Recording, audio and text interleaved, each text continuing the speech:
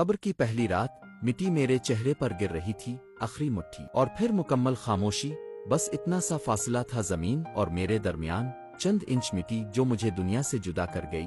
میرے کانوں میں ابھی تک لوگوں کی دعائیں گونج رہی تھیں۔ کسی نے کہا اللہ مغفرت فرمائے، کسی نے آہ بھری اور واپس پلٹ گیا، اور اب سب جا چکے ہیں، میں اکیلا اس تنگ و تاریک قبر میں، جسے میں نے کبھی سوچا تو تھا مگر سنجیدگی سے کبھی محسوس نہیں کیا تھا۔ میرے ارد گرد سناٹا ہے، ایسا سناٹا جو چیخوں سے بھی زیادہ بھاری ہے۔ کچھ لمحے گزرے اور پھر زمین لرز، میرے جسم میں کپکپی دوڑ گئی، پھر اچانک دو وجود نمودار ہوئے، نہ چہرہ نہ آنکھیں نہ جسم، مگر ان کی ہیبت سے میری روح کانپ گئی۔ پھر ایک گرجدار آواز نے میرے وجود کو ہلا دیا، من ربک، تیرا رب کون ہے؟ میرے ہونٹ ہلنے لگے، لیکن زبان جیسے بند ہو چکی ہو۔ میں جانتا تھا جواب، لیکن دل میں وہ یقین، وہ تعلق۔ وہ کہاں تھا؟ ما دینک، تیرا دین کیا ہے؟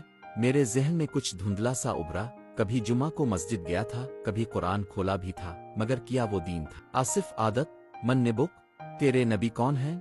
میری آنکھوں کے سامنے ایک بار پھر اندھیرا چھا گیا، میرے اعمال جیسے بوجھ بن کر میرے ارد گرد اکٹھے ہو گئے تھے۔ میں سانس لینا چاہتا تھا، مگر قبر کی تنگی نے میرا سینہ دبا دیا۔ میں نے چیخنے کی کوشش کی، کاش میں نے نمازوں کو اہمیت دی ہوتی، کاش میں نے قرآن کو پڑھا ہوتا، سمجھا ہوتا، کاش میں نے وقت ضائع نہ کیا ہوتا، مگر یہ سب کاش اب بے فائدہ تھے۔